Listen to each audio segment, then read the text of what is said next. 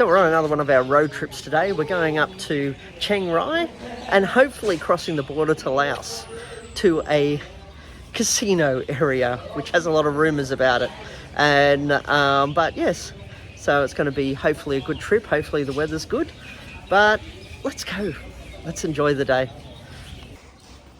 So they make sort of donations here, and this guy's donated a lot of pumpkin, sort of cucumber and that from his farm. All the kids are coming to help collect it. And they also donated one of the local bakers here, donated a lot of buns. But this place is really good because they do look after the kids here. It's a school and an orphanage. And yeah, it's a really good setup in here, just generally. So if you're looking at helping out a local temple that is an orphanage, then definitely come here in Chiang Mai. I'll put the details in the link of the name of this temple, but I'll just show you this. All the kids are lining up here so they can get their photo because the donations they've made to the temple here, these local farmers, just helping the local kids out. We just donated some rice and eggs this morning because it's my birthday on 7th of October. So yeah, that's why we came here. And what did he say to me? You're fat, lose weight. That's the local monk. He's funny. But we're going to be going up to Chiang Rai and then crossing the border to Laos next. So let's go. For the local kids lighting up. So cute. They're all coming getting their bun snacks. 200 of them, all local school kids. What are all these kids orphans? So all these kids are orphans. Stay here. And they live here. Yeah. So, and that's the teachers with them, is it? Yeah. That helps them out here. The teacher, the normal teacher, and have the... Oh, volunteers. Yeah. Okay. But that's really nice, just donating snacks. We'll have to think of this next time. They bring snacks to the kids. Yeah. So on the road to Chiang Rai, Chiang Rai I should say, we just decided to drop into Doi Chang Coffee. Now, it doesn't matter where you are, I always love Doi Chang Coffee. There's a lot of sort of just simple ones where they're serving coffee and cake. But if you get these Doi Chang Coffee restaurants, cafes, then generally they're pretty good and they have a really good menu on them. But yes, so we decided, we always drive past this one to be honest, but we never actually stop in it. So today we've decided to stop into this particular one on the way to Chiang Rai. And so far, things look really good.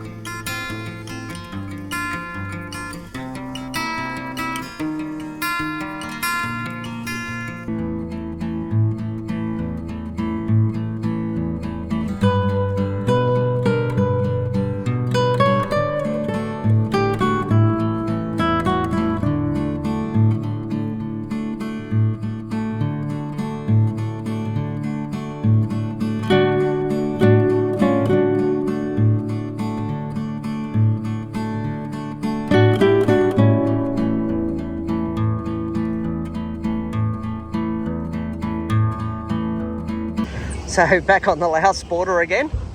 All these different boats here at one of the ports. Just gone through immigration. I got to fill in the online immigration for the first time. When I come back across the border, which I haven't done before, the new online signing, which the immigration showed me. But yes, we're going to catch this boat across and we'll end up over there in Laos. And this is the Golden Triangle area as well. So quite an interesting area where we're going across to. And over there in the distance, you'll see that there's a casino as well over there in Laos. So that's where we are now. This section of Laos is where the casino is located that we're crossing over to. It's known as the Golden Triangle Special Economic Zone, and is located along the Mekong River in the Ton Phuong district of Bokeo province in Laos. The zone area is about 3,000 hectares and was created in 2007 by the Lao government together with the Chinese-owned Hong Kong registered company King's Roman Group, with formulated hope to generate economic development. At the centre of the zone is King's Roman's casino, which attracts most Chinese visitors, and several hotels. The infrastructure is a de facto Chinese street signs, etc. Mandarin is spoken, and the Chinese yuan, or yuan, currency is an accepted currency. It is part of the wider trend of casinos emerging in the Mekong region. So I'll continue with further information on this in a moment. So just arrived in Laos now. Now, interesting experience at the border. Last time I paid 40 US just flat, right? And online it still says it's about 40 US for a visa to come in here. But then I go to the counter and he just goes 2,000 baht for your visa. And I went, okay, you said 2,000 baht, maybe it's gone up, I don't know. So I went in there, but then I double checked that it's still about 40 US to get a visa here for an Australian coming into the country. And but when we went and clarified the expense with the actual border protection, like we went to border protection here, this is at the Golden Triangle in Laos, mind you. So we went to border protection and yes, asked them, oh yeah, how much is the visa here? Oh, don't know. You have to talk to the other person. So it's kind of like, yeah, a bit of dodgy, I think. Since its commencement, it gained a reputation of being a Chinese city rife with illegal activities, such as drug and human and animal trafficking. Although King Roman's owner has denied the allegations, while Lao authorities have also carried out some enforcement action following the reports. In January 2018, the United States Treasury Department sanctioned King's Romans, its owner, Zhao, Z-H-A-O-W-E-I, and the Zhao Wei transnational crime organisation, alleging the casino was being used to launder money and traffic drugs, among other serious crimes. Despite this, consignments of drugs and precursors still transit near the Golden Triangle Special Economic Zone. So there is a lot going on in the area, I'm just going to say, so be very careful when you're here. On another website, crisisgroup.org, I saw an article on the 7th of January 2024, which basically said, perched on the banks of the Mekong River, the King's Roman Casino is far from covert. Situated in the Golden Triangle Special Economic Zone in Laos, its neon lights beam in the direction of Thailand, Myanmar, in a nightly show of opulence, for a better word. Inside, meanwhile, millions of dollars are exchanged in cash for chips in what appears to be an open display of money laundering. So Zhao, Z-H-A-O, Wei, W-E-I, the Chinese crime boss responsible for developing the zone, has little reason to hide the illicit economies thriving within, operating on a 99-year land lease in the name of his Hong Kong registered holdings. King Roman's, his organisation, has been on the US Treasury sanctions list for drug trafficking, human trafficking, money laundering, bribery and wildlife trafficking since 2018. Zhao has called the allegations groundless. This particular organisation published a report where they documented the peace and security implications of allowing a zone such as this to flourish and urged China and the US to prioritise a coordinated regional approach to rein in the unfettered criminality in such zones. Since then, China has moved to crack down on online scamming centres in the region, and also growing concern about the number of Chinese trafficking victims lured into these operations, as well as other criminality occurring within the area. Visitors to the zone include tourists and migrant workers.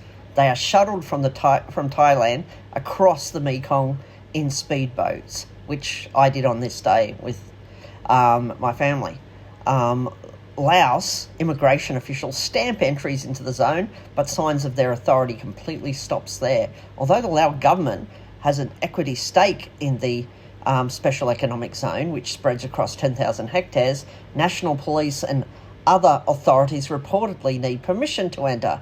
The zone's law enforcement is handled by Public Security Bureau, a private police force modelled on China's law enforcement units of the same name. On the Laos side, visitors are greeted by publicly that speaks to pride in the zone's fast-paced development. These advertisements stand in stark contrast to the trafficking warnings flanking the Thai side of the Mekong. Driving from immigration office into the zone, the local road slowly widens into 6-lane boulevard with high-rise buildings. There are signs everywhere that the zone has been set up to cater for the interests of external actors, especially from China. Almost immediately, visitors are struck by billboards and signage indicating that Chinese, not Lao, is the zone's basic owner in a way. Clocks are set on Beijing time. Chinese currency is the preferred currency, and we found out that pretty quickly when we turned up here. That I can tell you, because we couldn't use the Laos dollars, or Laos currency, in the area. The city-scale development set to triple the resident population from 100,000 to 300,000 people. It includes more than 20 hotels, dozens of high-rise office buildings, schools and hospitals, water treatment and sanitation facilities. At the centre of the sprawl sits the casino, built ahead of any of the manufacturing or agribusiness ventures initially promised by developers. Roman casino statues line its walls and crown towers over the roof. Rolls Royces are lined up outside, but inside the corridors, game rooms are subdued. It's hard to believe that in-person gambling is the main source of income here, and even my experience walking in this casino has been that it's pretty empty. Even the whole hotel walking around it, it's like a ghost town in there. But even this town is a complete ghost town. Both times I've been there, you barely see a human being walking the streets. It's that empty. And it's scary. It's like something out of a zombie apocalypse, I swear. Now, this website, the Crisis Group org, they said that they had a team that went in there that witnessed $1 million cash transactions taking place without documentation at the cashier desk on the casino's gambling floor. And I'll definitely put this link in the description so you can actually read the full article. And but yeah, there's some dodgy stuff going on there apparently.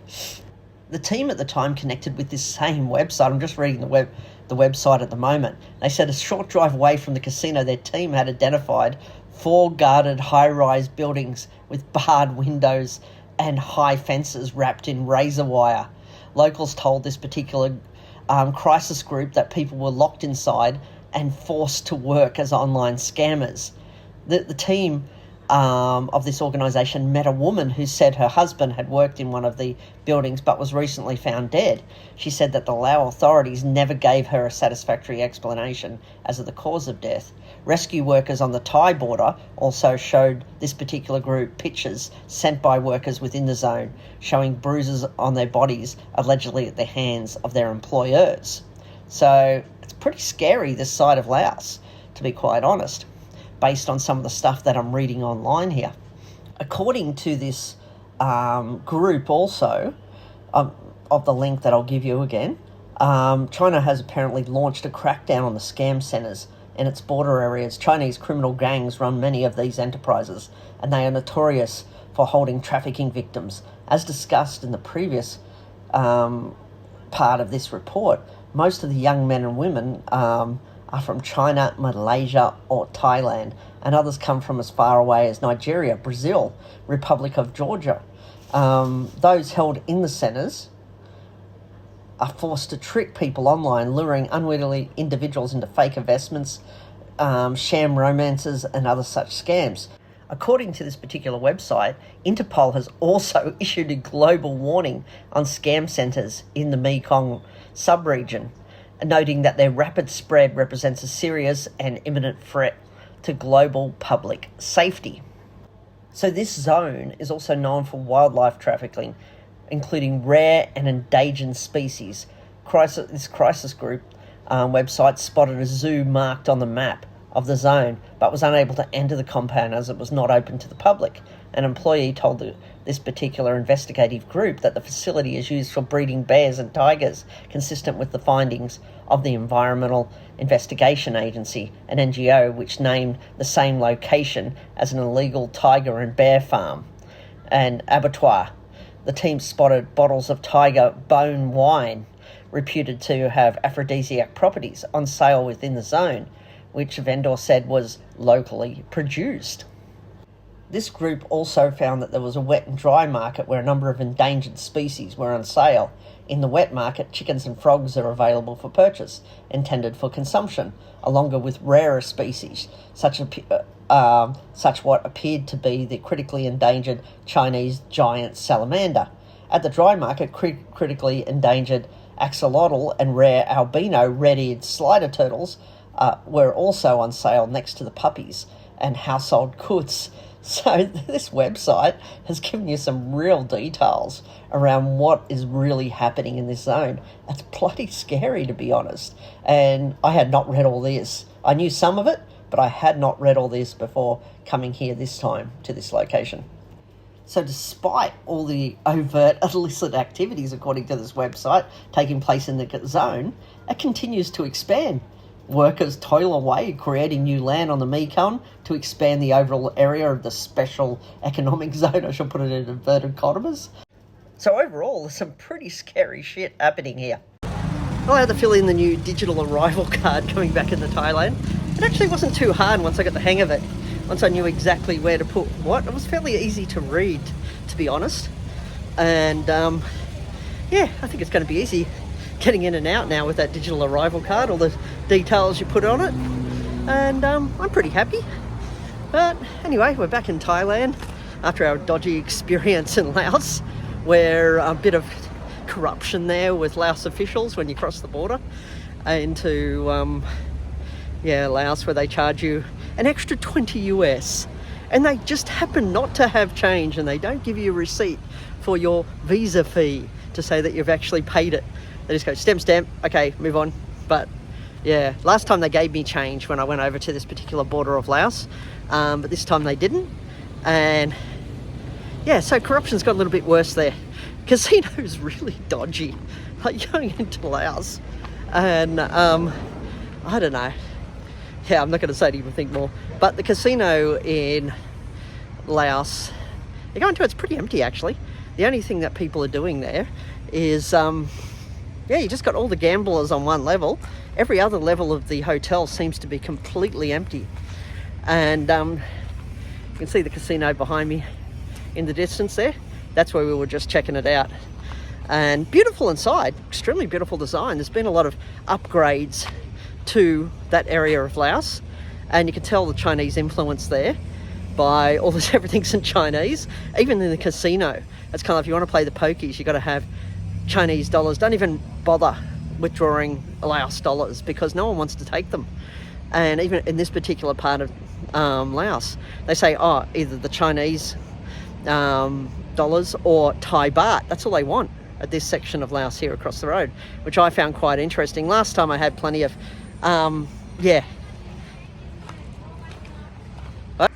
Another thing we just noticed, because if you're going to go over to this part of Laos, or Laos in general, take Thai baht or Chinese dollars if you're going over to this particular part of Laos. because they won't even accept their own Laos currency here, which is quite funny. Because I went to the ATM going, oh, I'll just get some Laos dollars out because then I can spend it here. But no one would take Laos dollars at this location here. They went, oh no, only take Thai baht, only take Chinese yen. And then we came back down to one of the money exchange places here, and they just wouldn't exchange the Laos dollars with us. So I just wasted probably $100 and something on Laos dollars, and now I've got to find somewhere that will actually take those Laos dollars back and give me Thai baht. So I guess I've just got to go to the banks at some point and see which bank will take the Laos dollars. So yeah, after reading more about this place, I don't think I'm ever going back. It's pretty scary. You don't know what could happen to you entering this zone. But it's just full of criminal activities, and everyone knows about it, but no one's doing anything about it, which tells you the level of corruption that is actually occurring in this site.